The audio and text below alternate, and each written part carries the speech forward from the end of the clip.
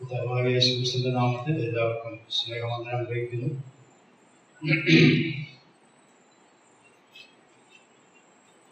നാം ചിന്തിച്ചുകൊണ്ടിരിക്കുന്ന വിഷയത്തിന്റെ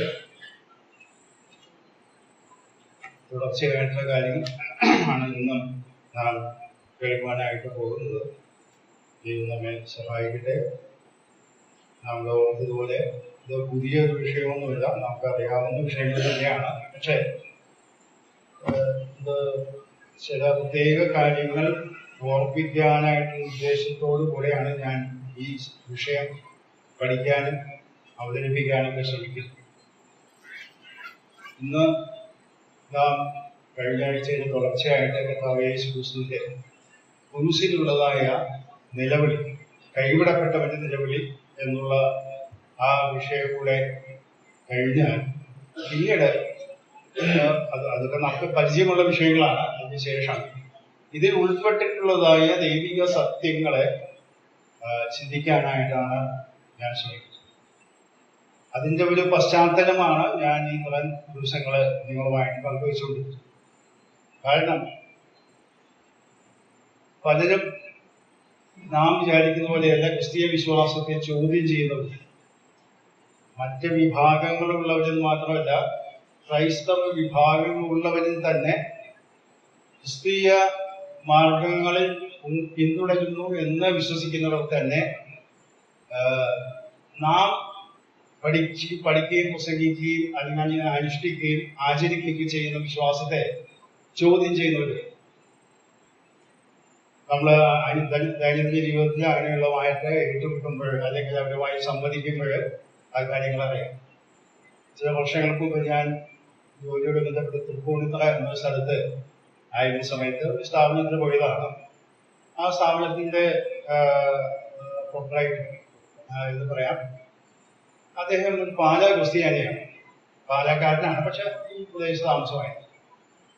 അപ്പൊ അദ്ദേഹത്തെ സംസാരിച്ചുകൊണ്ടിരുന്നപ്പോൾ അദ്ദേഹം ഒരു അഡ്വക്കേറ്റ് ആണെങ്കിൽ അഡ്വക്കേറ്റ് പ്രാക്ടീസ് ചെയ്യുന്നില്ല. കാരണം തന്റെ പിതാവ് പെട്ടെന്ന് മരിച്ചുകൊണ്ട് ബിസിനസ് രംഗത്തേക്ക് താൻ കടന്നു. അപ്പോഴേ അദ്ദേഹം ഞാനുമായിട്ട് ചില കാര്യങ്ങളൊക്കെ സംസാരിക്കേണ്ട സാഹചര്യം വന്നു. ചില 3-4 ദിവസം അവിടെ ഉണ്ടായിരുന്നു. അപ്പോഴദ്ദേഹം നമ്മെ കുറിച്ച് വളരെ മര്യാദയോടുകൂടി, വളരെ ഭവ്യതയോടുകൂടി, വളരെ ബഹുമാനത്തോടും കൂടിയൊക്കെയാണ് താൻ കാര്യങ്ങൾ സംസാരിക്കുന്നത്. അല്ലാതെ ദേഷ്യപ്പെട്ടോ അല്ലെങ്കിൽ നമ്മൾ കളിയാക്കിയോ അങ്ങനെയൊന്നുമില്ല. അപ്പൊ അദ്ദേഹം ചോദിച്ച ഒരു ചോദ്യം അതിങ്ങനെയാണ്: നിങ്ങൾ വിശ്വസിക്കുകയും പ്രസംഗിക്കുകയും, അദ്ദേഹം പെന്തക്കോസ്തുകാരെന്നാണ് പൊതുവത്തിൽ പറയുന്നത്, ഈ ബൈബിള് ഈ നിലയിൽ പ്രത്യേകിച്ച് പുതിയ നിയമം 27 ഗ്രന്ഥങ്ങൾ എന്നുള്ളത് രൂപപ്പെടുത്തി ദൈവവചനത്തിന്റെ ബൈബിളിന്റെ ഭാഗമായി കൊണ്ടുവന്നത് ഞങ്ങളുടെ പിതാക്കന്മാരാണ് എന്നാണ് അദ്ദേഹം അവകാശപ്പെടുന്നത്. എന്ന് പറഞ്ഞാൽ കത്തോലിക്ക സഭയിൽ അതുപോലെ അന്ന് നിലവിലുണ്ടായിരുന്ന പട്ടത്ത് സഭകളിലെ ബിഷപ്പുമാരും നേതാക്കന്മാരും ഒക്കെ കൂടി ആലോചിച്ചാണ് 27 പുസ്തകങ്ങൾ ആണ് പുതിയ നിയമത്തിൽ ഉൾപ്പെടുത്തേണ്ടത് ഞങ്ങൾ തീരുമാനിച്ചു. അത് വെച്ചിട്ടാണല്ലോ നിങ്ങൾ ഈ അഭ്യാസങ്ങളൊക്കെ കാണിക്കുന്നതെന്ന് അദ്ദേഹം പറഞ്ഞു. അപ്പൊ ഞാൻ അദ്ദേഹത്തോട് പറഞ്ഞു, അദ്ദേഹം വളരെ മനോഹരമായി സംസാരിക്കാൻ കഴിവുള്ള വ്യക്തിയാണ്. പിന്നെ ഇതിന്റെ കാരണം ഉണ്ടാകുന്ന കാലത്തും ഉച്ചസമയത്തേക്കും ഭക്ഷണത്തിന് ഹോട്ടലിൽ പോയി. അത് അന്ന് നൊയമ്പ് സീസണായി. അപ്പൊ അദ്ദേഹം പറഞ്ഞു, സാറിനൊരു മീൻകറി തന്നെ ഓഫർ ചെയ്ത്, എനിക്ക് മീൻകറി വേണ്ട. ഞാനൊക്കെ മത്സ്യം കഴിക്കില്ലേ, അതല്ല ഇപ്പൊ നൊയമ്പാണ് ഞങ്ങൾക്ക്, അതുകൊണ്ടാണ് കഴിക്കാത്തത്. അങ്ങനെയാണ് സംസാരം ആരംഭിക്കാൻ തുടങ്ങി. അപ്പൊ അദ്ദേഹം പറഞ്ഞപ്പോൾ ഞാൻ ചോദിച്ചു, 27 പുസ്തകങ്ങളാണ് എന്നുള്ളത് നിജപ്പെടുത്തിയത് അന്നത്തെ പിതാക്കന്മാരാണ്. ഇന്ന് കാണുന്ന കത്തോലിക്ക സഭയല്ലല്ലോ അന്നത്തെ കത്തോലിക്ക സഭ. മാത്രമല്ല, കത്തോലിക്ക സഭയല്ല ഈ പുസ്തകങ്ങളൊന്നും എഴുതിയത്. പുസ്തകങ്ങൾ എഴുതിയത് അപ്പോസ്തലന്മാരാണ്. അത് ആ കാലഘട്ടത്തിൽ പ്രചരിച്ചിരുന്നതും 1-ാം നൂറ്റാണ്ടിൽ തന്നെ പല സഭകളിൽ വായിക്കുകയും പരിപാലിക്കുകയും പഠിപ്പിക്കുകയൊക്കെ ചെയ്തുകൊണ്ടിരുന്നതാണ്. ചെയ്തത് ഇത്രയേ ഉള്ളൂ, കാനോനികമായിട്ട് 27 പുസ്തകങ്ങളാണ് വേണ്ടത് എന്നുള്ള മാത്രമേ തീരുമാനിച്ചിട്ടുള്ളൂ. അല്ലാതെ ആ ലേഖനങ്ങളുടെ അല്ലെങ്കിൽ പുസ്തകങ്ങളുടെ ആധികാരികത കത്തോലിക്ക സഭയ്ക്കല്ല. അദ്ദേഹം പറഞ്ഞു അത് ശരിയാണ്. മറ്റത് പലതും ഉണ്ടായിരുന്നൊക്കെ മാറ്റി വെച്ചിട്ട് ഇത് മാത്രമാണല്ലോ നിങ്ങൾ ദൈവവചനം എന്ന് പറയുന്നത്. അത് ദൈവവചനമാക്കി ഞങ്ങൾ വന്നു എന്ന് ഞാൻ പറയും. ഞങ്ങൾ എന്ന വാക്ക് മുഴുവൻ അംഗീകരിക്കാൻ നിർത്തില്ല. കാര്യം ഞാനും കുറച്ചൊക്കെ ചരിത്രമൊക്കെ പഠിച്ചിട്ടുണ്ട്. അപ്പൊ ഞാൻ പറഞ്ഞു, ഇത് ഞങ്ങൾ എന്ന് പറഞ്ഞ കത്തോലിക്ക സഭ എന്ന് നിങ്ങൾ ഈ അവകാശപ്പെടുന്ന സഭ 4-ാം നൂറ്റാണ്ടിലോ 3-ാം നൂറ്റാണ്ടിലോ ഉണ്ടായിരുന്ന സഭയൊന്നും അല്ല ഇപ്പോ 21-ാം നൂറ്റാണ്ടിലുള്ളത് എന്ന് അദ്ദേഹം സമ്മതിക്കുന്നുണ്ട്. പക്ഷെ ഞാൻ പറയാൻ ഉദ്ദേശിച്ചത്, നാം വിശ്വസിക്കുന്ന കാര്യങ്ങള് ശാന്തമായിട്ടാണെങ്കിലും അതിനെ ചോദ്യം ചെയ്യാനും നാം പ്രസംഗിക്കുന്ന കാര്യങ്ങൾ അങ്ങനെ അല്ല എന്ന് സ്ഥാപിക്കാനും ശ്രമിക്കുന്ന പലരും. ഞാനിത് പറയാൻ കാരണം, നാം എന്തുകൊണ്ട് ഈ ദൈവവചനം സൂക്ഷ്മമായി പഠിക്കണം, നാം എന്ത് വിശ്വസിക്കുന്നു എന്നുള്ളത് നാം ഉൾക്കൊള്ളണം. ഞാൻ നേരത്തെ പറഞ്ഞതുപോലെ നാം എന്തുകൊണ്ട് അത് വിശ്വസിക്കുന്നു എന്നുള്ളതും കൂടെ നമുക്ക് സ്ഥാപിക്കാൻ കഴിയും. ദൈവത്തിൽ എഴുതിയ പല കാര്യങ്ങളും സംശയാസ്പദമായിട്ട് വ്യാഖ്യാനിക്കുകയും പഠിപ്പിക്കുകയും ചെയ്യുന്ന എത്രയോ വിഭാഗങ്ങളുണ്ട്. ഒരിക്കലും എൻ്റെ ഒരു ബന്ധുവായ ഒരു വ്യക്തി, അദ്ദേഹം തോമസ് സഭക്കാരനാണ്. 4-ാം കൺവെൻഷന് പോയിട്ട് അദ്ദേഹം തിരിച്ചു തൃശ്ശൂർക്കാരനാണ്.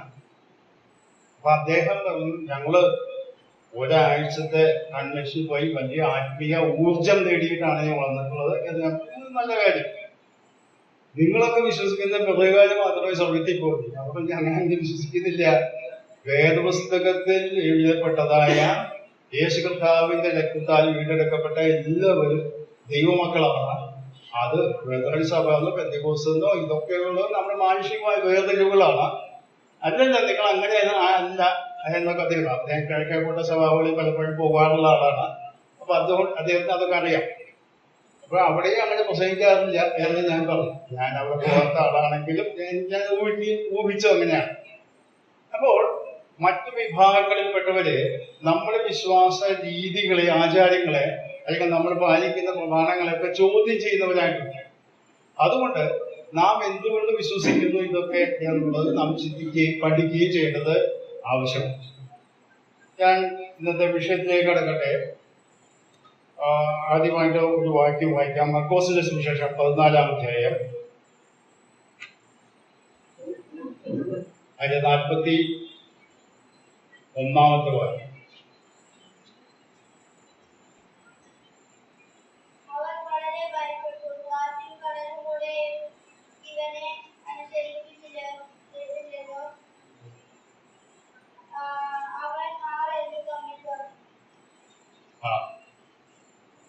അവൻ മൂന്നാമത് വന്ന് അവരോട്, ഇനി ഉറങ്ങി ആശ്വസിച്ചുകൊള്ളുവിൻ, മതി, നാഴിക വന്നു, ഇതാ മനുഷ്യപുത്രൻ പാപികളുടെ കയ്യിൽ ഏൽപ്പിക്കപ്പെടുന്നു, എഴുന്നേൽപ്പി നാം പോക, ഇതാ എന്നെ കാണിച്ചു കൊടുക്കുന്നവൻ അല്ലെങ്കിൽ എന്നെ ഉറ്റിക്കൊടുക്കുന്നവൻ അടുത്തിരിക്കുന്നത്. നാം കഴിഞ്ഞ ആഴ്ച ചിന്തിച്ചതിന്റെ തുടർച്ചയാണത്.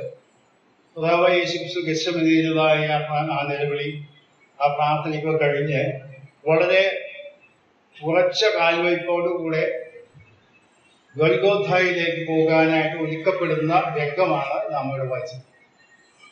അപ്പോൾ ഇതുവരെ കർത്താവിന്റെ നാഴിക വന്നിട്ടില്ല എന്ന് കർത്താവിനെ അറിയാമായിരുന്നു. പല സന്ദർഭങ്ങളിൽ, പ്രത്യേകിച്ച് യോഹന്നാന്റെ സുവിശേഷത്തില് എന്റെ നാഴിക ഇതുവരെ വന്നിട്ടില്ല എന്ന് പല സന്ദർഭങ്ങളിൽ പറഞ്ഞു. എന്നാൽ ഇപ്പൊ പറയുന്നു ഇതാ സമയമായി എന്ന് പറഞ്ഞാൽ കർത്താവിന്റെ കുരിശുമരണം ആകസ്മികമായി സംഭവിച്ച ഒരു സംഭവമല്ല. ദൈവിക പദ്ധതിയിൽ കൃത്യമായ ടൈം ടേബിൾ വെച്ച് നടന്നതായ സംഭവമാണ്. ഇവിടെ നാം കാണുന്നത് കർത്താവായ യേശുക്രിസ്തു ക്രൂശിക്കപ്പെട്ടാലൊക്കെ അതൊക്കെ നാം കഴിഞ്ഞ ദിവസങ്ങളിൽ ചിന്തിച്ചതാണ്. ക്രൂശിക്കാനായിട്ട് ഏൽപ്പിച്ച് ക്രൂശീകരണത്തിനായിട്ട് കൊണ്ടുപോയി ഗൊൽഗോഥയിലേക്ക് കൊണ്ടുപോയി, തലയോടിയിടം എന്നർത്ഥമുള്ള ഗൊൽഗോഥയിലേക്ക് കൊണ്ടുപോയി. പലപ്പോഴും നാം കാൽവറി എന്ന വാക്കാണ് ഉപയോഗിക്കുന്നത്. കാൽവറി എന്ന വാക്ക് മലയാളം ബൈബിളില് കാണുന്നില്ല. അത് ഞാൻ മനസ്സിലാക്കുന്നത് ലാറ്റിൻ ഭാഷയിൽ ഈ തലയോടിയിടം ഗൊൽഗോഥയ്ക്ക് പറയുന്ന വാക്കാണ്. അത് കത്തോലിക്കലാണ് അധികം പ്രചാരത്തിലേക്ക്. ഇതിട്ട് നമ്മളെല്ലാം പറയുന്നത് വേറൊരു ഭാഷയിലുള്ള വാക്കാണ് എന്നല്ലാതെ അത് തെറ്റും ഒന്നുമില്ല. കാൽവറി എന്ന വാക്ക് അവിടെ ചെന്നപ്പോൾ കർത്താവിനെ ക്രൂശിക്കാനായിട്ട് തുടങ്ങുമ്പോൾ കർത്താവ് പ്രാർത്ഥിച്ചു, ഇവർ ചെയ്യുന്നത് ഇന്നതെന്നറിയാൻ ഇവരോട് ക്ഷമിക്കുക. അത് പ്രാർത്ഥിക്കുന്ന സമയത്ത് നാം ഒരു കാര്യം മനസ്സിലാക്കണം. പകല് ഈ രാത്രി മുതല് ആ സമയം വരെയും വളരെയധികം ദേഹോപദ്രവം ഏൽപ്പിച്ച് പീഡിപ്പിക്കപ്പെട്ട് ക്രൂശിനെ ചുമന്നുകൊണ്ട് പരീക്ഷകനായിട്ട് ആണ് താൻ ചെല്ലുന്നത്. താൻ നമ്മൾ വായിക്കുന്നത് ക്രൂശി ചുമന്നപ്പോൾ അവന് അത് വഹിക്കാൻ പറ്റുമോ എന്ന് സംശയിച്ചിട്ട് ശിമോനെ കൊണ്ട് ചുമപ്പിക്കാൻ പടയാളികൾ നിർബന്ധിക്കുന്നതായിട്ടൊക്കെ നമുക്ക് കാണാൻ സാധിക്കും. എന്നാൽ ഞാൻ പറയാൻ ഉദ്ദേശിച്ചത്, അവിടെ ചെന്നപ്പോഴേ ആ സമയത്തും തന്റെ മനോനിലയ്ക്ക് യാതൊരു കുഴപ്പവും സംഭവിച്ചിട്ടില്ല. ആ അവർക്ക് വേണ്ടി പ്രാർത്ഥിക്കുന്ന എന്റെ ശ്രദ്ധ അവിടെ കടന്നു വന്നത്, നമുക്ക് അറിയാവുന്ന കാര്യങ്ങളാണെങ്കിൽ ഞാൻ ഓടിച്ച് പറഞ്ഞു പോവുകയാണ്. അവിടെ ചെല്ലുമ്പോൾ സാധാരണ കൃഷിക്കുന്ന സമയത്ത് അവർക്ക് കയ്പ് കലർത്തിയ വീഞ്ഞോട് എന്ന് പറഞ്ഞാൽ മലയാളത്തിൽ കണ്ടിവെണ്ണ എന്നൊക്കെ എഴുതിയിട്ടുണ്ട്. അതെന്താണെന്ന് എനിക്ക് വ്യക്തമായിട്ട് അറിയുക. പക്ഷേ തരത്തിൽ പോലെ നൂല് എന്നാണ് പറയുന്നത്. വളരെ കയ്പുള്ളതായ ഒരു ഔഷധ ഗുണമുള്ള ഒരു സാധനമാണത്. അത് അന്നത്തെ യഹൂദ സ്ത്രീകള് ഒരുക്കിയിട്ടുള്ള സംവിധാനമാണ് കൃഷി കേട്ട സമയത്ത് വേദന കുറയാൻ വേണ്ടി വേദന സംഹാരിയായിട്ട് കൊടുക്കുന്നതാണ്. കർത്താവ് അത് രുചിച്ച് നോക്കിയപ്പോൾ ഇതാണെന്ന് മനസ്സിലാക്കി എനിക്ക് വേണ്ട എന്നുള്ളത് കഴിച്ചില്ല. എന്നാൽ ചിലരൊക്കെ കുറിച്ച് എനിക്ക് രണ്ടു ആൾക്കാർ കയ്പ് കുടിച്ച് വീതി കുടിച്ചു എന്നൊക്കെ പറയുന്നുണ്ട്. പക്ഷെ അങ്ങനെയല്ല, കുടിച്ച വീതി കുടിച്ചു എന്നുള്ളത് ശരിയാണ്. എന്നാൽ കയ്പ് രുചി നോക്കിയപ്പോൾ വേണ്ട. കാരണം വേദന അനുഭവിക്കാൻ, പാപത്തിന്റെ ശിക്ഷ ബോധപൂർവം അനുഭവിക്കാൻ തയ്യാറായി കടന്നു വന്ന ദൈവത്തിന് അങ്ങനെ വേദന സംഹാരിയോ അബോധാവസ്ഥയിലോ കാര്യം ചെയ്യാനായിട്ടല്ല താല്പര്യം. മനുഷ്യവർഗത്തിന്റെ പാപത്തിന്റെ ശിക്ഷ പൂർണ്ണമായി മനഃപൂർവ്വം ഏറ്റെടുക്കാൻ തയ്യാറായി വന്ന വ്യക്തിയാണ് അതിന്റെ കാഠിന്യത്തിൽ കൂടെ കടന്നു പോകാൻ താൻ തയ്യാറായി. അതുകൊണ്ട് അത് വേണ്ട എന്ന് പറഞ്ഞാൽ. എന്നാൽ ഞാൻ പ്രധാനമായിട്ടും പറയാൻ ഉദ്ദേശിക്കുന്നത് കർത്താവിന്റെ ആ നിലവിളിയെ കുറിച്ചാണ്. നമുക്കറിയാം, കാലത്ത് യഹൂദന്മാരുടെ രീതി അനുസരിച്ചുള്ള സമയക്രമമാണ് എന്ന് നമുക്കറിയാം. കർത്താവ് യേശുക്രിസ്തുവിനെ കാലത്ത് 9 മണിയോടുകൂടി ക്രൂശിച്ചു എന്ന് നമുക്കറിയാം. 12 മണിയായപ്പോഴാണ് ദേശത്തൊക്കെ ഇരുട്ടുണ്ടായി എന്നാണ് വായിക്കുന്നത്. അതൊക്കെ നമുക്കറിയാവുന്ന വിഷയങ്ങളായതുകൊണ്ട് ഞാൻ എടുത്ത് വായിക്കാത്തത്. 12 മണി മുതൽ 3 മണി വരെ നമ്മുടെ സമയം അനുസരിച്ച് ഇരുട്ടുണ്ടായി.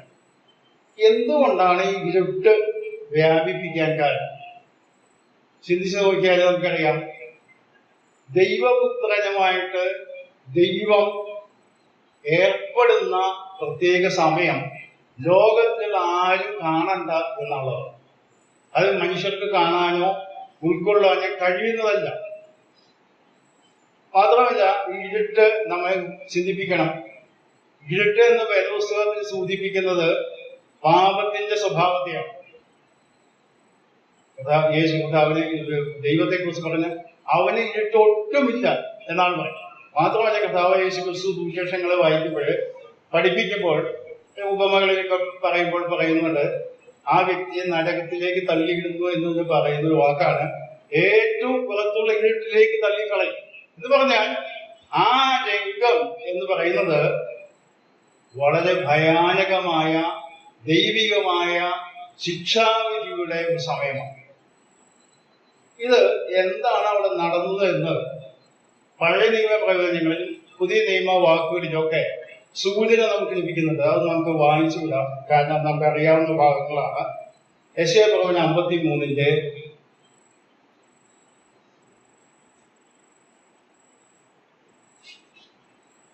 അതിന്റെ 5-ാം വാക്യവും 6-ാം വാക്യവുമാണ്. അത് മുഴുവൻ വായിക്കേണ്ട. 5-ാം വാക്യത്തിന്റെ 2-ാം ഭാഗമാണ്. നമ്മുടെ സമാധാനത്തിനായുള്ള ശിക്ഷ അവന്റെ മേൽ ആയി, അവന്റെ അടിപ്പിണരാൽ നമുക്ക് സൗഖ്യം വന്നു പിടിക്കും. 6-ാം വാക്യത്തിലെ അവസാന ഭാഗം. എന്നാൽ യഹോവ നമ്മുടെ എല്ലാവരുടെയും അകൃത്യം അവന്റെ മേൽ ചുമത്തി. അപ്പോൾ ഈ ഇരുട്ടിന്റെ സമയം എന്ന് പറയുന്ന 3 മണിക്കൂർ സമയത്താണ് ഇവിടെ പ്രവാചകൻ പറയുകയാണ്, നമ്മുടെ എല്ലാവരുടെയും, ലോകത്തിന്റെ സകല മനുഷ്യരുടെയും പാപം കർത്താവിന്റെ മേൽ ചുമത്തുന്ന സമയമാണ്. വാക്യം യോഹന്നാൻ സുവിശേഷം 1-ാം അധ്യായത്തിന്റെ 29-ാം വാക്യം നമ്മുടെ പരിചയമുള്ള വാക്യമാണ്. യോഹന്നാൻ സ്നാപക യോഹന്നാൻ കർത്താവിനെ നോക്കി പറയുന്ന ഒരു വാക്കാണ്. അത് അതിന്റെ പശ്ചാത്തലം എന്നൊക്കെ അറിയാം. 1-ാം അധ്യായം 29-ാം വാക്യം. ഇതാ ലോകത്തിന്റെ പാപം ചുമക്കുന്ന ദൈവത്തിന്റെ ഇല്ല. 1 യോഹന്നാൻ 2-ാം അധ്യായത്തിന്റെ 2-ാം വാക്യം വായിക്കുന്നു. അവിടെ സർവ്വലോകത്തിന്റെയും പാപം എന്നാണ് വായിക്കുന്നത്. അപ്പോൾ സർവ്വലോകത്തിന്റെയും പാപം ചുമക്കുന്ന ഒരു രംഗമാണ് ഈ അന്ധകാരത്തിന്റെ മണിക്കൂറുകൾ എന്ന് കാണാൻ സാധിക്കും. അതുപോലെ 1 പത്രോസ് 2-ാം അധ്യായത്തിന്റെ 24-ാം വാക്യം നമുക്ക് വായിച്ചു നോക്കാം. 1 പത്രോസ് 2-ാം അധ്യായത്തിന്റെ 24-ാം വാക്യം.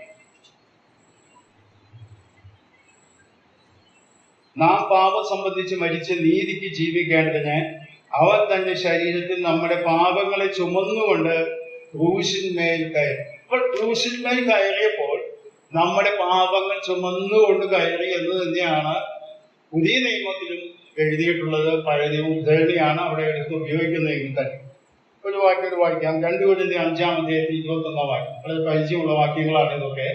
2 കൊരിന്ത്യർ 5-21. പാപം അറിയാത്തവനെ നാം അവന് ദൈവത്തിന്റെ നീതിയാകേണ്ടതിന് അവൻ നമുക്ക് വേണ്ടി പാപം ആക്കി. അപ്പോൾ ദൈവത്തിന്റെ സന്നിധിയിൽ ശിക്ഷയ്ക്ക് വിധിക്കേണ്ട നമ്മുടെ പാപം ആ ലോകത്തിൽ അവന്റെ മേലാക്കുന്ന രംഗമാണ് ആ കൂരിരുട്ടിന്റെ സമയം എന്ന് പറയും. ഗലാത്യ ലേഖനം 3-ാം അധ്യായത്തിന്റെ 11-ാം വാക്യം നമുക്ക് പരിചയമുള്ള വാക്യമാണ്. ക്രിസ്തു നമുക്ക് വേണ്ടി ശാപമായി. അപ്പോൾ ശാപമാകുക എന്ന വാക്കുകൊണ്ട് ഞാൻ നേരത്തെ സൂചിപ്പിച്ചതുപോലെ ശപിക്കപ്പെട്ടവൻ എന്ന് പറഞ്ഞാൽ ദൈവത്തിന്റെ ശിക്ഷാവിധിക്ക് യോഗ്യനാണ്, ശിക്ഷാവിധിക്ക് യോഗ്യനാണ്, അല്ലെങ്കിൽ ശിക്ഷിക്കപ്പെടേണ്ടവനാണ് എന്ന വാക്കാണ് ഈ ശപിക്കപ്പെട്ടവൻ എന്ന വാക്കുകൊണ്ട് അർത്ഥമാണ്. അപ്പോൾ ശപിക്കപ്പെട്ടവനായി തീർന്നു എന്ന വാക്കിന്റെ അർത്ഥം ദൈവത്തിന്റെ ശിക്ഷാക്രമത്തിൽ കൂടെ, ന്യായവിധിയിൽ കൂടെ കടന്നു പോകുന്ന സമയമാണ് ഈ കാൽവറി കുരിശിലെ ഈ 3 അന്ധകാരത്തെ മണിക്കൂർ. എന്നാൽ നാം ഒരു കാര്യം കൂടി മനസ്സിലാക്കണം. ഈ ഇരുട്ട് എന്ന് പറയുന്നത് നട്ടുച്ച നേരമാണ്. 12 മണിക്കാണ് ഈ ഇരുട്ട് വ്യാപിക്കുന്നത്. ഈ പുറമേയുള്ള ഈ ഇരുട്ട് ഒരുപക്ഷെ താൻ കടന്നുപോയിക്കൊണ്ടിരിക്കുന്ന ആത്മീയമായ ആ ന്യായവിധിയുടെ ഒരു ചിത്രം കൂടെയാണ് എന്ന് ചിന്തിക്കാനായിട്ട് സാധ്യതയും. എന്ന് പറഞ്ഞാൽ താൻ കടന്നു പോകുന്നത് എന്താ?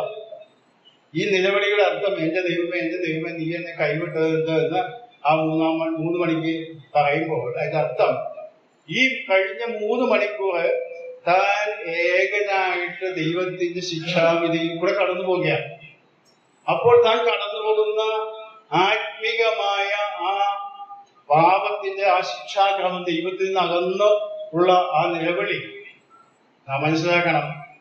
ദൈവത്താലും മനുഷ്യരാലും കൈവിടപ്പെട്ടവനായിട്ട് നിലവിളിക്കുന്നവരേക്കും യേശു കർത്താവ് അന്നത്തെ അവിടെയുള്ള പരീക്ഷന്മാരോടും ശിഷ്യന്മാരോടൊക്കെ പറഞ്ഞതായിട്ട് നമുക്കറിയാം.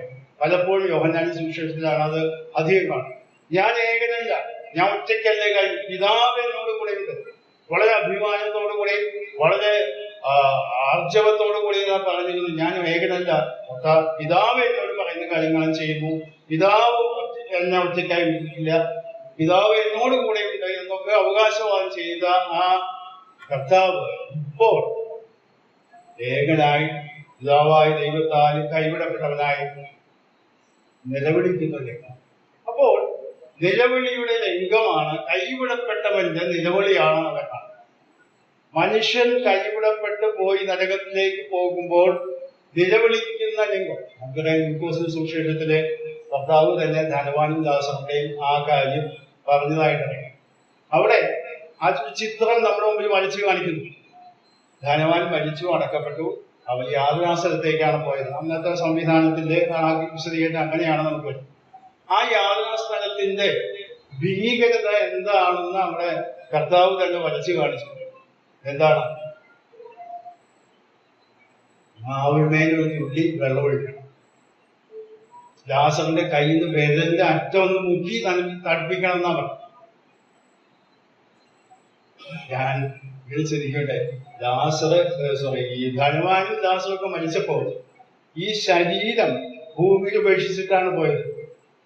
ശരീരം ഇല്ലെങ്കിലും വേദന അനുഭവിക്കാൻ കഴിയുന്ന ഒരു അവസ്ഥയാണ് മനുഷ്യന് ശേഷം അല്ലെങ്കിൽ ആ വ്യക്തിക്ക് ഉണ്ടായിരുന്നത്.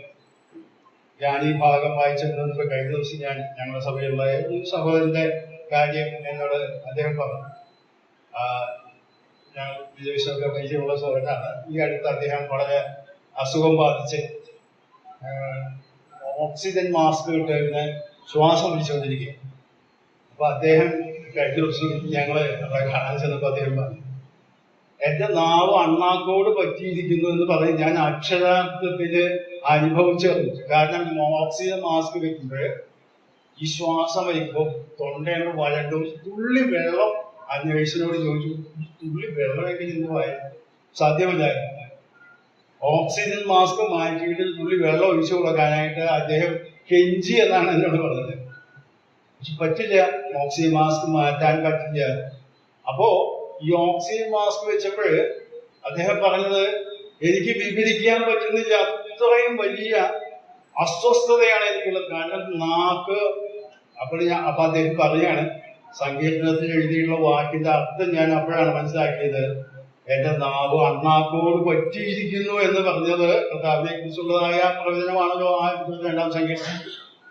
അതിന്റെ ഭീകരത താൻ വിവരിച്ചപ്പോഴാണ് എനിക്ക് മനസ്സിലായത് ശരിയാണ്. അത്രയും ഭീകരമായ ഒരു ആ സാഹചര്യത്തിൽ കൂടിയാണ് നമ്മുടെ കർത്താവ് ഈ അന്ധകാലത്തിന്റെ ഈ 3 മണിക്കൂറെ കടന്നുപോയി. അതുകൊണ്ടാണ് അതിനുശേഷം താൻ പറയുന്നത്, എനിക്ക് ദാഹിക്കുന്നു എന്ന് പറയാൻ കാരണം അത്രയും തീവ്രമായ മാനസികമായ ശാരീരികമായ വ്യഥയിൽ കൂടെ താൻ കടന്നുപോയി. ഒരുപക്ഷെ നരകത്തിന്റെ വേദനയുടേതായ തീവ്രത അനുഭവിച്ച കർത്താവ് പറയുകയാണ്, എനിക്ക് ദാഹിക്കുന്നു. എന്നാൽ എന്റെ ദൈവമേ എന്ന് കൈവിട്ടത് എന്ന് പറഞ്ഞ് കർത്താവ് വിളിച്ചു പറഞ്ഞത് എലോഹി എലോഹി ലമ്മ ശബത്താനി എന്നാണ്. അത് എബ്രായ ഭാഷയിൽ അല്ലെങ്കിൽ അരാമ്യ ഭാഷയിലുള്ള ഒരു പ്രയോഗമാണ്. ഇത് കേട്ടു നിന്ന ഗ്രീക്ക് കാര്യം മനസ്സിലാക്കിയതാണ്, ഏലിയാവ് വിളിക്കുന്നതാണ്.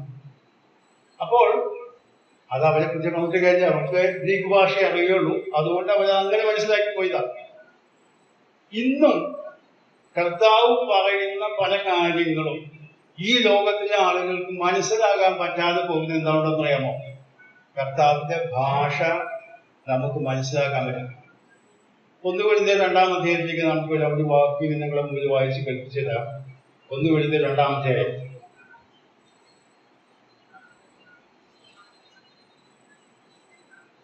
അതിന്റെ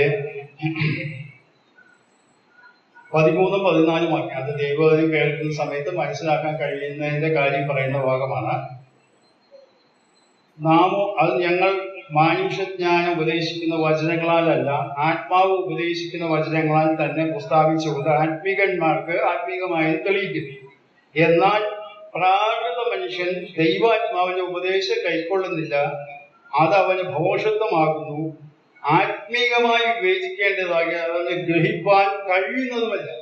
ശ്രദ്ധിക്കുക, അപ്പോസ്തലൻ മറ്റൊരു കാര്യമാണ് പറയുന്നത്. ആത്മീകന്മാർക്ക് മനസ്സിലാകാവുന്ന ഭാഷയിൽ പറയുമ്പോൾ മറ്റുള്ളവർക്ക് അത് ഉൾക്കൊള്ളാനോ അംഗീകരിക്കാനോ കഴിയാത്തതിന്റെ കാരണം അവരുടെ ഉള്ളിൽ ദൈവത്തിന്റെ ആത്മാവില്ലാത്തതാണ്. ഇപ്പൊ കർത്താവ് ഏലി ശബക്താനി എന്ന് പറഞ്ഞപ്പോൾ ഏലിയാവിൽ വിളിക്കുന്നു എന്നാണ് അവർ പറഞ്ഞത്. ഇത് നാം മനസ്സിലാക്കണം. കർത്താവ് ഏതൊരു ഉദ്ദേശത്തോടുകൂടെ പറയുന്നുവോ അതുപോലെ മനസ്സിലാക്കാൻ കഴിയും. ആ ഭാഗം 1-ാം അധ്യായത്തിന്റെ അവസാനത്തെ വാക്യം ഇങ്ങനെയാണ്: കർത്താവിന്റെ മനസ്സറിഞ്ഞ് അവനെ ഗ്രഹിപ്പിക്കാവുന്നവനാണ്. നാമോ ക്രിസ്തുവിന്റെ മനസ്സുള്ളത്. ക്രിസ്തുവിന്റെ മനസ്സുള്ളവർക്ക് ക്രിസ്തു പറയുന്ന കാര്യങ്ങൾ ദൈവവചനം മനസ്സിലാകാനായിട്ട് കഴിയും. ഞാനിത് സാന്ദർഭികമായിട്ട് അവിടെ ഓർമ്മിച്ചു എന്ന് മാത്രമേ.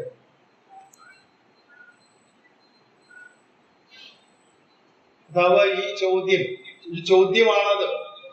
എന്റെ ദൈവമേ നീ എന്നെ കൈവിട്ടത് എന്ത്? അത് കർത്താവിന് അത് അറിയാഞ്ഞതുകൊണ്ട് ചോദിച്ച ചോദ്യമായിട്ടല്ല നാം മനസ്സിലാക്കേണ്ടത്. ഇത് സങ്കീർത്തനങ്ങൾ 22-ാം സങ്കീർത്തനമാണ് താൻ ഉദ്ധരിച്ചുകൊണ്ടിരിക്കുന്നത്.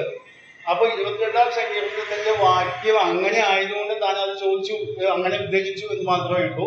ഒരു പക്ഷേ 22-ാം സങ്കീർത്തനം മുഴുവൻ തന്റെ ഹൃദയത്തിൽ കൂടെ കടന്നുപോയിക്കൊണ്ടിരിക്കുകയായിരിക്കും. ആ അനുഭവത്തിൽ കൂടെയാണല്ലോ താൻ കടന്നുപോയിക്കൊണ്ടിരിക്കുന്നത്.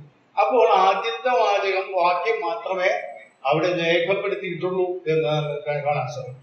എന്നാൽ അത് കഴിഞ്ഞാൽ ഈ ഭാഗം നാം വായിക്കുമ്പോഴേ നാം 2 Corinthians 5-19 വാക്യത്തിൽ നാം വായിക്കുന്നത് പോലെ ദൈവം ലോകത്തെ ക്രിസ്തുവിലൂടെ തന്നോട് നിരപ്പിക്കുന്ന പ്രവൃത്തിയാണ് ഈ ക്രൂശിലെ അന്ധകാരത്തിന്റെ മണിക്കൂറുകളിൽ നടന്നുകൊള്ളുന്നത്. നാമാണ് കൈവിടപ്പെടേണ്ടത്. എന്നാൽ നമുക്ക് പകരമായിട്ട് കർത്താവ് കൈവിടപ്പെട്ടവനായിട്ട് തീർന്നത്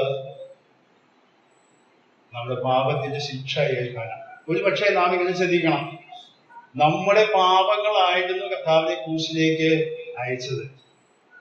ഞാനൊക്കെ വേഗത്തിൽ ഈ കാര്യം പറഞ്ഞു പോകുന്നത് എന്താ പറയാമോ, ഇതൊക്കെ നമുക്ക് അറിയാവുന്നതാണ് എന്നുള്ളത് കൊണ്ടുകൂടിയാണ്.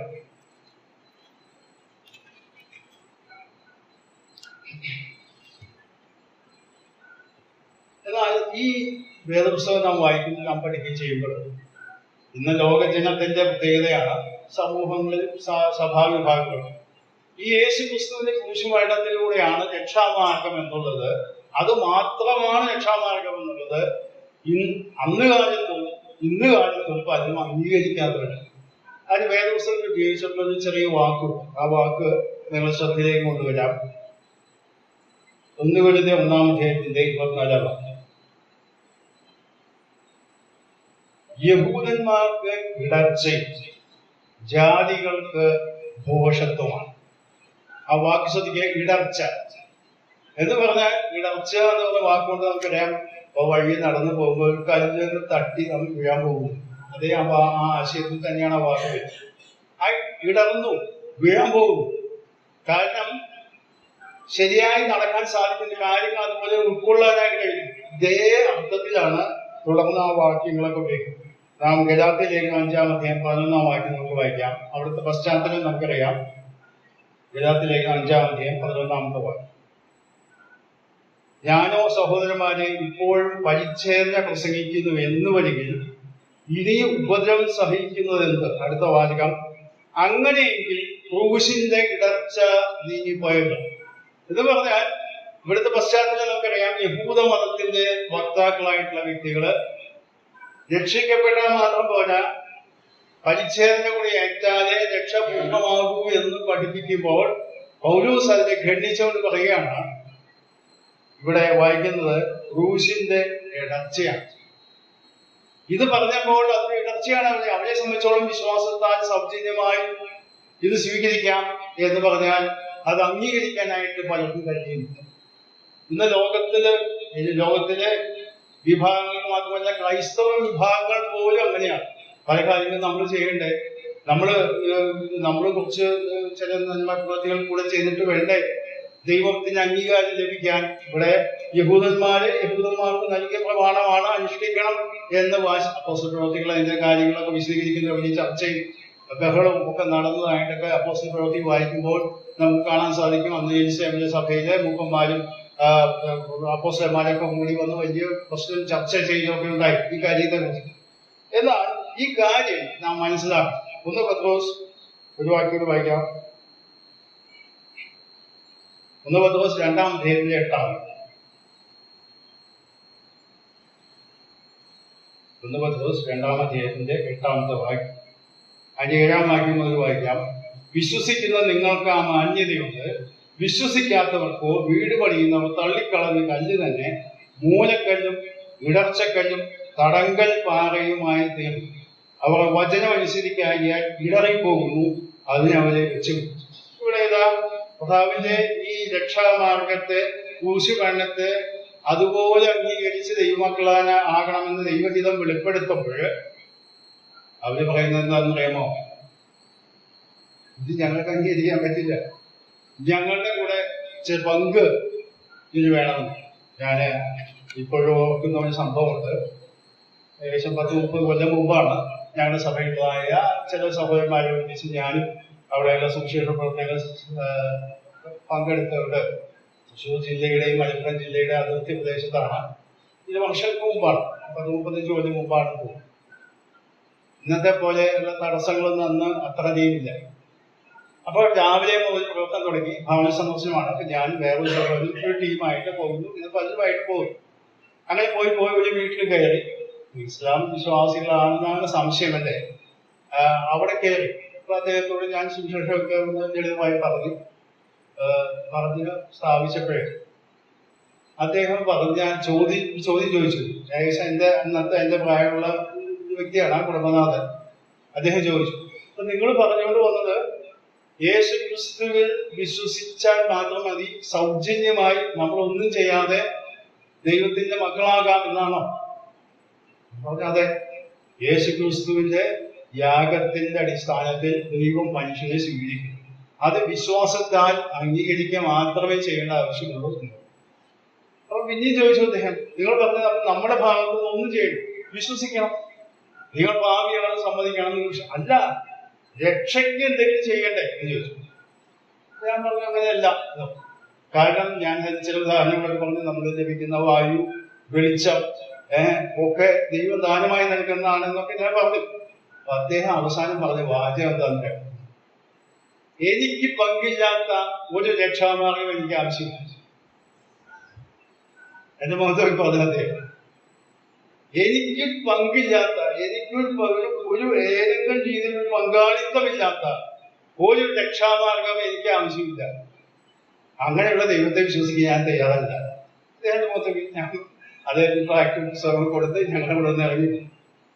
അപ്പോൾ സമൂഹത്തിൽ അങ്ങനെ വിശ്വസിക്കുന്നവരുണ്ട്. എന്ന് പറഞ്ഞാൽ അവർക്ക് കൂടെ അല്പം കാര്യങ്ങൾ ചെയ്ത് കർത്താവിന്റെ രക്ഷാമാർഗം പൂർണ്ണമല്ല, അതിൽ കൂടെ എനിക്ക് ചില പങ്ക് വേണം എന്ന് ശഠിക്കുന്ന അല്ലെങ്കിൽ വിശ്വസിക്കുന്ന, അംഗീകരിക്കുന്ന കാരണം നമുക്കൊന്നും പങ്കില്ല, ദാനമായിട്ട് സ്വീകരിക്കണം, സൗജന്യമാണ് എന്ന് പറഞ്ഞാൽ അത് ഉൾക്കൊള്ളാൻ കഴിയാത്ത വലിയ സമൂഹം. ഇത് തന്നെയാണ് യഹൂദന്മാർക്ക് സംഭവിച്ചത്. അവര് പറഞ്ഞെന്താ, പരിച്ഛേദന കേൾക്കണം, മോശ കൊടുത്ത പ്രമാണമാണ്. അതിന് പിന്നിൽ ഒളിഞ്ഞിരിക്കുന്ന സത്യം എന്താണെന്ന് അറിയാമോ? യഹൂദന്മാരെ വിശ്വസിക്കുന്നത് ക്രൈസ്തവ മാർഗം യഹൂദ മതത്തിന്റെ ഒരു ഭാഗമായിട്ട് അവർ കാണുവാനായിട്ടാണ് ശ്രമിച്ചത്. നമുക്കറിയാം, ക്രൈസ്തവ മാർഗം എന്ന് പറയുന്നത് യഹൂദനായാലും യവനനായാലും ആരായാലും യേശു ക്രിസ്തുവിന്റെ വിശ്വാസത്താൽ ദൈവമക്കളായി തീർന്ന ദൈവസഭയുടെ അംഗങ്ങളാകുന്നു. ഇതാണ് ദൈവം പഠിപ്പിക്കുന്ന സത്യം. എന്നാൽ അവരെ സംബന്ധിച്ചിടത്തോളം പുരാതനമായ അവരുടെ യഹൂദ മതത്തിന്റെ ഒരു ആചാരം കൂടി അനുഷ്ഠിച്ചാൽ അതിന്റെ ഒരു യഹൂദ മതത്തിന്റെ ഒരു ഭാഗം മാത്രമായിട്ട് ഒരു പ്രത്യേകതയുള്ള സെപ്പറേറ്റ് എൻറ്റൈറ്റി എന്ന് ഇംഗ്ലീഷിൽ പറയും, അല്ലെങ്കിൽ വ്യക്തിത്വമുള്ള ഒരു അസ്തിത്വമായിട്ട് ദൈവസഭ കാണണ്ട എന്നാണ് അവർ പറഞ്ഞതിന്റെ ആശയം. ഇത്രയും ഞാൻ ഈ കാര്യങ്ങളോട് മാത്രം പറഞ്ഞ് മുമ്പോട്ട് പോകാനായിട്ട് ആഗ്രഹിക്കുകയാണ്. കാരണം നമ്മുടെ വിഷയത്തിന്റെ പ്രധാന ഭാഗങ്ങളിലേക്ക് നാം പ്രവേശിക്കാനായിട്ടാണ് ഞാൻ ഇത്രയും കാര്യങ്ങളൊക്കെ പറഞ്ഞുകൊണ്ട് വന്നത്. പാപക്ഷമ ലഭിക്കാനായിട്ട് നാം പറയുന്നത്, ദൈവവചനം പറയുന്നത്, സുവിശേഷം പറയുമ്പോഴൊക്കെ നമ്മൾ പ്രസംഗിക്കുന്നത് യേശു ക്രിസ്തുവിലൂടെ ഒരുക്കിയ പാപമോചന ബലി വിശ്വസിക്കുന്നവർക്ക് ദൈവം നീതി നൽകുന്നു, രക്ഷ നൽകുന്നു, ദൈവമക്കളാക്കി തീർക്കുന്നു, വിശുദ്ധന്മാരായിട്ട് പ്രഖ്യാപിക്കുന്നത്. അപ്പോഴേ ഈ ലോകത്തിൽ പല ആളുകളും ചോദിക്കുന്നത്, പാപക്ഷമ നൽകണമെങ്കിൽ ഇതുപോലെ യാഗമരണം ആവശ്യമാണ്. അതൊരു പ്രാകൃതമായ ചിന്താഗതിയല്ല. ഒരു യാഗമരണം പകരമായിട്ട് മരിക്കുക, ഇവിടെ ഒരു മനുഷ്യനാണ്, ദൈവ മനുഷ്യനായിട്ട് വന്ന വ്യക്തിയാണ് മരിക്കുന്നത് എന്നുള്ള വ്യത്യാസമേ ഉള്ളൂ. അപ്പോൾ പാപം ചെയ്യുന്ന വ്യക്തി പാപം ഏറ്റുപറഞ്ഞ് ഉപേക്ഷിച്ചാൽ ദൈവത്തിന് ക്ഷമിച്ചുകൂടെ? ഇസ്ലാം മതം വിശ്വസിക്കുന്ന അങ്ങനെയാണ് അവർ പഠിപ്പിക്കുന്നത്. ഈ പ്രായശ്ചിത്ത ബലിയല്ല അവരുടെ ആവശ്യം. അവർ ഒരുപാട് മാസക്കാലം എന്ന് പറയുമ്പോൾ നോക്കി പ്രാർത്ഥിക്കുമ്പോഴും മനസ്സിനെ ശുദ്ധീകരിച്ച് അവര് നല്ല മക്കളായി ജീവിച്ച്, മറ്റു മതങ്ങളും അങ്ങനെ തന്നെ ഉണ്ടല്ലോ, അങ്ങനെയൊക്കെ ജീവിക്കുമ്പോഴ് അവരുടെ മനസ്സിൽ ഒരു വലിയ ഒരു ഉണർവ് ലഭിക്കുന്നു, ഒരു പുതുക്കം ലഭിക്കുന്നു. അങ്ങനെ ദൈവത്തിനെ ഞങ്ങളെ സ്വീകരിച്ചുകൂടെ? ഒരു പാപപരിഹാര ബലി എന്തിനാണ് ദൈവം ഇത്ര നിഷ്കർഷിക്കുന്നത്? അവർ ചോദിക്കുന്ന ചോദ്യത്തിന്റെ ഒരു മറുപടി ഇങ്ങനെയാണ് അവർ ചോദിക്കുന്നതിന്റെ കാര്യം. കർത്താവ് തന്നെ പഠിപ്പിച്ചെന്താണ്? കർത്താവിന്റെ പ്രാർത്ഥനയെ പഠിപ്പിച്ചെന്താണ്? ഞങ്ങളുടെ പാപങ്ങൾ ഞങ്ങൾ മറ്റുള്ളവരുടെ പാപങ്ങൾ ക്ഷമിക്കുന്നത് പോലെ ഞങ്ങളുടെ പാപങ്ങളെ ക്ഷമിക്കണം. ഇതല്ലേ കർത്താവ് പഠിപ്പിച്ചത്. അപ്പോൾ കർത്താവ് പഠിപ്പിച്ച അങ്ങനെ തന്നെയാണ്. പത്രോസ് ചോദിച്ചു, സഹോദരൻ എന്നോട് പിഴച്ച് എന്നോട് വന്ന് ക്ഷമ ചോദിച്ചാൽ 7 പ്രാവശ്യം ക്ഷമിച്ചാൽ മതിയോ? കാരണം 7 അല്ല, 70 പ്രാവശ്യം ക്ഷമിക്കണം. അപ്പോഴും പാപം ചെയ്യുന്ന അല്ലെ കുറ്റം ചെയ്യുന്ന വ്യക്തി ആ തെറ്റ് ഏറ്റു പറഞ്ഞാൽ ക്ഷമിച്ചുകൂടെ ദൈവത്തിന്? ലൂക്കോസ് സുവിശേഷം 15-ാം അധ്യായത്തിൽ നമ്മൾ മുടിയുപുത്രന്റെ കഥ എന്ന് പറയുന്ന ധൂർത്തപുത്രൻ സംഭവം കർത്താവ് അവതരിപ്പിക്കുന്നത്. ആ ധൂർത്തപുത്രൻ ഇളയ മകൻ തിരിച്ചു വന്നപ്പോൾ പിതാവ് എങ്ങനെ സ്വീകരിച്ചത്? എന്തിന്റെ അടിസ്ഥാനത്തിലാണ്? അവൻ പറഞ്ഞു, ഞാൻ സ്വർഗത്തോടും നിന്നോടും പാപം ചെയ്തിരിക്കുന്നു, ഇനി നിന്റെ മകനെ നീ വിളിക്കപ്പെടുക യോഗ്യല്ല. പിതാവ് അവനെ സ്വീകരിച്ചു, സ്നേഹത്തോടെ ആലിംഗനം ചെയ്തു, ഭവനത്തിൽ സ്വീകരിച്ചു, ഭക്ഷണം കൊടുത്തു, പുതിയ വസ്ത്രം കൊടുത്തു, മോതിരം കൊടുത്തു, ചെരുപ്പ് കൊടുത്തു, അങ്ങനെ സ്വീകരിച്ചു. അപ്പോൾ കർത്താവ് ഇങ്ങനെയൊക്കെ പഠിപ്പിച്ചത്. പിന്നെ എന്തിനൊരു പാപപരിഹാര ബലി നിഷ്കർഷിക്കുന്നത്? നിങ്ങൾ സുവിശേഷങ്ങളൊക്കെ പ്രസംഗിക്കുമ്പോഴും അല്ലെങ്കിൽ സുവിശേഷങ്ങൾ വായിക്കുമ്പോഴും മനസ്സിലാക്കാം, ലേഖനങ്ങളിൽ അങ്ങനെ തന്നെയാണ്. പാപപരിഹാര ബലിയായിട്ട് ദൈവം മനുഷ്യനായിട്ട് വന്ന് ഇങ്ങനെ ഒരു പാപപരിഹാര ബലി നടത്തേണ്ട ആവശ്യമുണ്ട്. അപ്പോഴേ പലരും ചോദിക്കുന്ന ചോദ്യം അങ്ങനെയാണ്. ചിലരൊക്കെ പറയുന്നത് പൗലോസിസമാണ് നിങ്ങൾ പഠിപ്പിക്കുന്നത്. വെച്ചാൽ അപ്പോസ്തലനായ പൗലോസും മറ്റൊരൊക്കെ കൂടി അത് കുറച്ചുകൂടി വിഷമം പഠിപ്പിച്ച രീതിയിലൊക്കെ ആക്കിയിട്ട് പ്രത്യേക ആശയം പഠിപ്പിക്കാൻ ശ്രമിച്ചതാണ്. യേശു കർത്താവ് പോലും അങ്ങനെ പഠിപ്പിച്ചിട്ടില്ല. ദൈവത്തിന്റെ മുമ്പിൽ പാപപരിഹാര ബലി നടന്നാൽ ദൈവത്തിന് മനുഷ്യനെ ക്ഷമിച്ചാൽ പോലെ. ഇത് വിശ്വസിക്കണമെന്നും ഇങ്ങനെ പാപപരിഹാരം വേണമെന്നും നിഷ്കർഷിക്കാനായിട്ട് എന്താണ് ആവശ്യം? ഇതാണ് അവന്റെ ചോദ്യം. ഇവിടെയുള്ള പ്രശ്നം എന്ന് പറയുന്നത്, മനുഷ്യരായ നാം അന്യോന്യം ക്ഷമിക്കുമ്പോഴേ നമ്മളൊക്കെ ഒരേ നിലവാരത്തിലുള്ള ആളുകളാണ്. ഞാനും നിങ്ങളൊക്കെ പാപികളായി ജനിച്ചവരും ഈ ലോകത്തിൽ ജീവിക്കുന്ന ഒരേ നിലവാരത്തിലുള്ള ആളുകളാണ്. എന്നാൽ പാപത്തിന്റെ ഗൗരവവും അത് ക്ഷമിക്കുവാനായിട്ട് ഉദ്ദേശിക്കപ്പെടുന്ന ദൈവത്തിന്റെ മഹത്വവും നാം തിരിച്ചറിയുന്നു. ദൈവവും ഞാനും ഒരേ നിലവാരത്തിലുള്ള വ്യക്തികളല്ല. മനുഷ്യനും ദൈവവും എന്ന് പറഞ്ഞാൽ വലിയ വ്യത്യാസമുണ്ട്. ദൈവത്തിന്റെ മഹത്വം അല്ലെങ്കിൽ ദൈവത്തിന്റെ സ്നേഹം, ദൈവത്തിന്റെ വിശുദ്ധി, ദൈവത്തിന്റെ നീതി, ഇതൊക്കെ വേണ്ട എന്ന് വെച്ച് അല്ലെങ്കിൽ കണ്ടില്ല എന്ന് വെച്ച് മനുഷ്യന്റെ പാപം ക്ഷമിക്കാൻ ദൈവത്തിന് കഴിയില്ല. മനുഷ്യരായി നാമൊക്കെ നമ്മുടെ മക്കളൊക്കെ എന്തെങ്കിലും ചിലപ്പോൾ നമ്മൾ ശിക്ഷിക്കുകയൊക്കെ ചെയ്യും. ഇന്ന് പോട്ടെ സാരമില്ല, നമ്മള് കുറച്ചൊക്കെ ശിക്ഷിച്ചു അല്ലെങ്കിൽ ശരി അങ്ങനെ അംഗീകരിക്കും. ദൈവത്തിന് അങ്ങനെ പോട്ടെ സാരമില്ല എന്ന് വെക്കാനായിട്ട് നിവൃത്തിയില്ല. കാരണം എന്തറിയാമോ? ദൈവത്തിന്റെ സ്വഭാവ ഗുണങ്ങൾക്ക് പാപിയായ മനുഷ്യനെ തക്കതായ ശിക്ഷ കൊടുക്കാതെ അവനെ അംഗീകരിക്കാനായിട്ട് നിവൃത്തിയില്ല. ദൈവത്തിന്റെ നീതിക്കും ദൈവത്തിന്റെ വിശുദ്ധിക്കും പാപിയായ മനുഷ്യനെ തക്കതായ ശിക്ഷ കൊടുക്കാതെ അത് അംഗീകരിക്കാനായിട്ട് നിവൃത്തി. നാം ഈ കാര്യം വളരെ ഗൗരവത്തോടെ കാണും. കാരണം പല ആളുകളും ചോദിക്കുന്ന ചോദ്യമാണ്. ഇപ്പൊ 2 കാര്യങ്ങളാണ് ഞാൻ പറയുന്നത്. ഒന്ന്, മനുഷ്യന്റെ പ്രവൃത്തികളാൽ ഇടർച്ചയായി തീരുന്ന കാര്യങ്ങൾ അവന്റെ കൂടെ പങ്കാളിത്തം വേണം എന്ന് പറയുന്നത്. 2, പാപക്ഷമയ്ക്ക് ഒരു പാപപരിഹാര ബലി വേണം എന്ന് പറയുന്നത് എന്തുകൊണ്ടാണ് എന്നാണ് ചോദ്യം. ഈ പാപപരിഹാര ബലി അല്ലെങ്കിൽ ക്ഷമിക്കാനായിട്ടുള്ള അടിസ്ഥാനം വേണം എന്ന് പറയുന്നത് എന്തുകൊണ്ടാണ്? നമുക്കറിയാം, പഴയ നിയമത്തിലെ കൽപ്പനകളും പ്രമാണങ്ങളൊക്കെ നമുക്കറിയാം. അവിടെ ഒരു തെറ്റ് ചെയ്താൽ അതിന് തുല്യ അളവിലുള്ള ശിക്ഷ കൊടുക്കണം.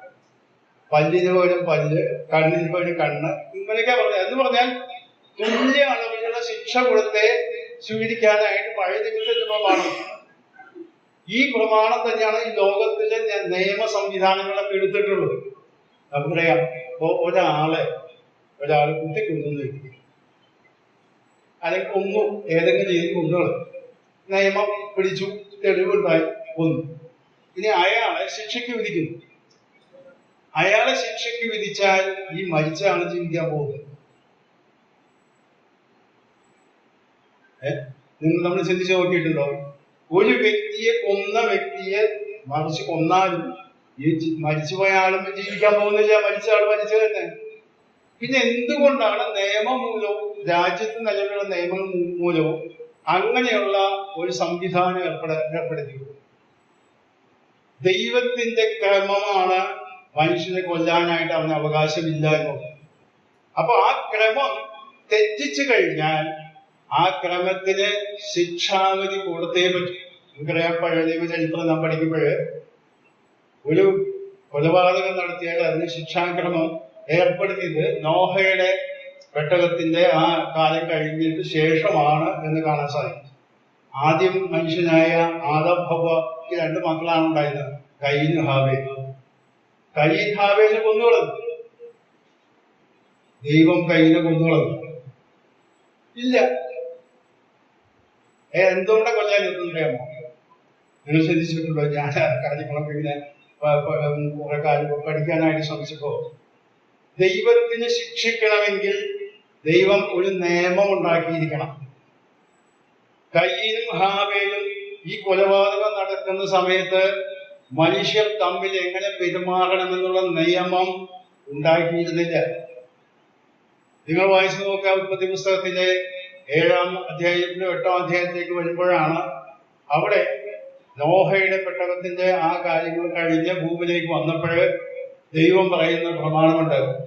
മനുഷ്യന്റെ രക്തം ചൊരിയിച്ചാൽ ആ ചൊരിയിച്ചവന്റെ രക്തവും ചൊരിയിക്കണം എന്നുള്ള പ്രമാണം ദൈവം അന്നാണ് സ്ഥാപിച്ചത്.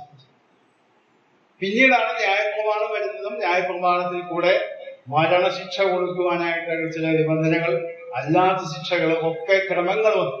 ഈ ക്രമങ്ങളാണ് പിന്നീട് ലോക വ്യവസ്ഥിതിയിൽ തന്നെ നിയമ സംവിധാനങ്ങളുടെ അടിസ്ഥാനമായി രൂപപ്പെട്ടത്. അതുകൊണ്ടാണ് ഇപ്പോൾ ഒരു നിയമം, രാജ്യത്തിനുള്ള നിയമം ലംഘിച്ചാൽ അതിന് ശിക്ഷ കൊടുക്കുന്നത് എന്തുകൊണ്ടാണ് അറിയാമോ?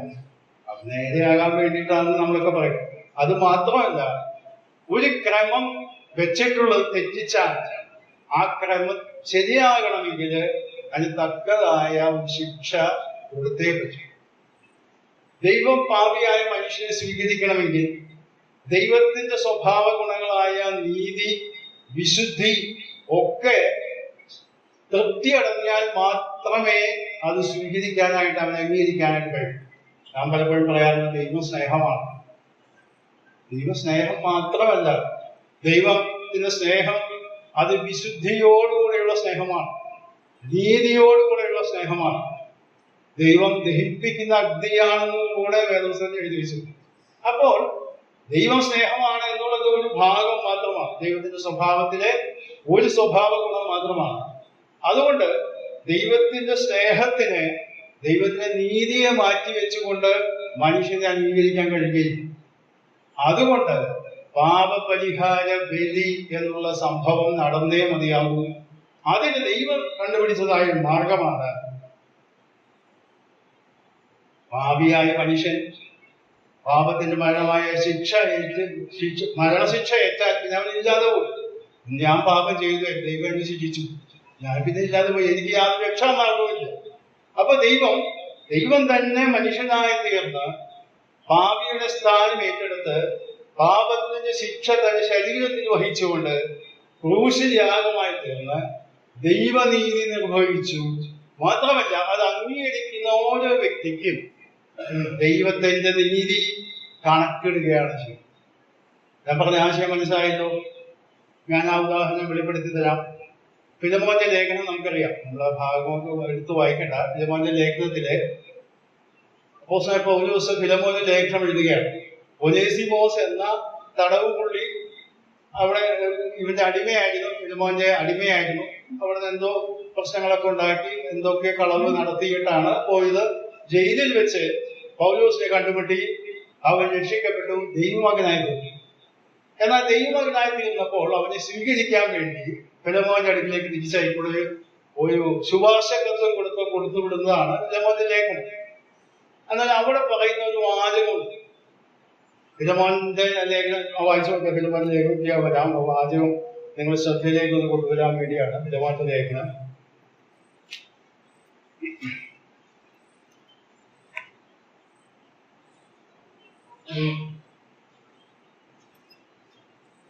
17-18 വാക്യങ്ങളാണ്. ആകയാൽ നീ എന്നെ കൂട്ടാളി എന്ന് കരുതുന്നുവെങ്കിൽ അവൻ എന്നെ പോലെ ചേർത്തുകൊള്ളും. അവൻ നിന്നോട് വല്ലതും അന്യായം ചെയ്തിട്ടോ കടംപെട്ടിട്ടോ ഉണ്ടെങ്കിൽ അത് എന്റെ പേരിൽ കണക്കൂട്ടുകൊള്ളുക. പൗലോസ് എന്ന ഞാൻ സ്വന്തം കൈയാൽ എഴുതിയിരിക്കുന്നു, ഞാൻ തന്നു തീർക്കാം. എന്ന് പറഞ്ഞാൽ ഒനോസിമോസ് ചെയ്ത കുറ്റം ഏറ്റെടുത്തുകൊണ്ട് ഞാൻ തന്നു തീർക്കാം, എന്റെ പേരിൽ കണക്കിട്ടുകൊള്ളുക എന്ന് പറഞ്ഞുകൊണ്ട് പൗലോസ് അവിടെ നിൽക്കുമ്പോൾ മാത്രമേ ഒനോസിമോസിനെ ഫിലമോന് സ്വീകരിക്കാൻ കഴിയും. മനുഷ്യവർഗത്തിന്റെ ചിത്രം ഇത് തന്നെയാണ്. മനുഷ്യൻ പാപിയാണ്, ആ പാപത്തിന് തന്നെ കുറ്റബോധമുണ്ട്, ശരിയാണ്. എന്നാൽ ദൈവത്തിന് പാപിയായ മനുഷ്യന് കുറ്റബോധം ഉണ്ടായതുകൊണ്ട് മാത്രം സ്വീകരിക്കാൻ നിവൃത്തിയില്ല. പാപത്തിന് ശിക്ഷ മറ്റൊരു വ്യക്തിയുടെ മേൽ കണക്കിടുമ്പോൾ മാത്രമേ ആ ദൈവത്തിന്റെ കർത്താവായ യേശു ക്രിസ്തുവിലുള്ള നീതി നമ്മുടെ മേൽ കണക്കിട്ടുകൊണ്ട് നമ്മുടെ പാപത്തിന് ശിക്ഷ കർത്താവിന്റെ മേൽ കണക്കിട്ട് നാം സ്വതന്ത്രരായിരിക്കും. അപ്പോൾ പാപം ക്ഷമിക്കണമെങ്കിൽ, ദൈവക്ഷമ നമുക്ക് ലഭിക്കണമെങ്കിൽ അതിന് തക്കതായ ശിക്ഷ കൊടുത്തേ പറ്റും. അടുത്തുള്ള ദിവസങ്ങളിൽ ഈ ഭാഗമാണ് ഇതിന്റെ വിശദീകരണത്തിലേക്കാണ് ഞാൻ കടക്കാനായിട്ട് ആഗ്രഹിക്കുന്നത്. അതിന്റെ 4 കാര്യങ്ങളാണ് പ്രധാനമായിട്ട് നോക്കാനുള്ളത്. ഒന്നാമതായിട്ട്, പാപം എന്ന് പറഞ്ഞാൽ അതിന്റെ ഗൗരവം നാം മനസ്സിലാക്കുന്നതിനേക്കാൾ കൂടുതലാണ്. അതിന്റെ വലിയ ഭീകരത അല്ലെങ്കിൽ ഭയങ്കരത്വം ഈ പാപത്തിന്. രണ്ടാമതായിട്ട്, മനുഷ്യന്റെ ഭാഗത്ത് ഒരു ധാർമ്മികമായ ഉത്തരവാദിത്വം. പാപം ചെയ്താൽ അബദ്ധത്തിന് പറ്റിപ്പോയി എന്ന് നാം പറയും. നമുക്കറിയാം, ആദം ഹവ്വ ദമ്പതിമാര് പാപം ചെയ്തപ്പോൾ ആ കുറ്റം ഏൽക്കാൻ അവർ തയ്യാറായില്ല. ആദാമും ഹവ്വയും അവൻ ഭാര്യയെ സ്വീകരിച്ച സമയത്ത് ദൈവത്തോട് പറഞ്ഞൊരു വാചകവും, അല്ലെങ്കിൽ അവൻ സ്വമേധയാ പറഞ്ഞാന്ന് ആത്മഗതമായിട്ട് പറഞ്ഞു, ഇവളെ എന്റെ അസ്ഥിയിൽ നിന്ന് അസ്ഥിയും എന്റെ മാംസത്തിൽ നിന്ന് മാംസവുമാകുന്നു എന്ന്. എന്നതിന്റെ അർത്ഥം, ഇവളെന്റെ അസ്ഥിയിൽ നിന്ന് അസ്ഥിയും എന്റെ മാംസത്തിൽ നിന്ന് മാംസമാണെന്ന് പറഞ്ഞാൽ ഈ നിൽക്കുന്ന സ്ത്രീ എന്റെ ഭാഗമാണ്, ഞങ്ങളുടെ ഒന്നാണ് എന്നാണ് പ്രഖ്യാപിക്കുന്നത്. ഇതാണ് ആ ഹവ്വയെ സ്വീകരിക്കുന്ന സമയത്ത് ആദാം പറഞ്ഞത്. എന്നാൽ പാപം ചെയ്തു കഴിഞ്ഞപ്പോൾ ദൈവം ചോദിച്ചപ്പോൾ എന്താ പറഞ്ഞത്? നീ എന്നോട് കൂടി ഈ സ്ത്രീ. അപ്പൊ ബന്ധമൊക്കെ മാറി. നീ എന്നോട് കൂടി ഇരിപ്പാൻ തന്ന ഈ സ്ത്രീ പഴം നിന്ന് ഞാൻ ഭക്ഷിച്ചു. ഹവ്വയോട് ചോദിച്ചപ്പോൾ ഹവ്വ പറഞ്ഞു, പിശാച് എന്ന് ഭക്ഷിച്ചു ഞാൻ. അപ്പോൾ കുറ്റമേൽക്കാനായിട്ട് അത് തയ്യാറല്ല. പാപത്തിന്റെ ഗൗരവം മനസ്സിലാക്കാൻ പറ്റാതെ ആ നിലയിലാണ് അവർ പ്രതികരിച്ചത്. ഇതാണ് മനുഷ്യന്റെ സ്വഭാവം എന്ന് പറയും. അതിന് വീണുപോയ മനുഷ്യരാണല്ലോ നാം, അതിന്റെ തലമുറയിലാണല്ലോ നാം എല്ലാവരും അങ്ങനെ തന്നെയാണ് പ്രതികരിക്കുക. എന്തെങ്കിലും കാര്യം ചെയ്ത് എന്തെങ്കിലും അബദ്ധം പറ്റിയാൽ അതിന് എന്തെങ്കിലും മറുന്യായങ്ങൾ കണ്ടുപിടിക്കുന്നതാണ്. നേരെ ചൊവ്വേ ദൈവം ചോദിച്ചു, ഇതൊക്കെ നീ പഴ ഭക്ഷിച്ചോ ചോദിച്ചാൽ പറ്റിപ്പോയി ദൈവം, ഞാൻ തിന്നുപോയി എന്നല്ല അവൻ പറഞ്ഞത്. അങ്ങനെ പറയാവുന്ന ഗൗരവം അവന് തോന്നിയില്ല. മനുഷ്യന്റെ ഒരു പ്രയാസമാണ്. മൂന്നാമതായിട്ട് നാം മനസ്സിലാവണമെങ്കിലും ശരിയായ കുറ്റബോധവും ശരിയല്ലാത്ത കുറ്റബോധവും എന്താണ് എന്ന് നമ്മൾ തിരിച്ചറിയും. നാലാമതായിട്ട്, ദൈവത്തിൻ്റെതായ വിശുദ്ധിയും ദൈവത്തിന്റെ ക്രോധവും എങ്ങനെ സമ്മേളിച്ചു ക്രൂശിൽ എന്നുള്ളത് നാം തിരിച്ചറിയും. ഈ 4 ഹെഡിങ്ങിലാണ് ഇനി അടുത്തുള്ളതായ വിഷയങ്ങൾ നമ്മൾ ചിന്തിക്കാനായിട്ട് പോകും. കാരണം പലപ്പോഴും നാം വളരെ ആഗ്രഹത്തോടു കൂടിയാണ് പാപത്തെ കാണുന്നത്.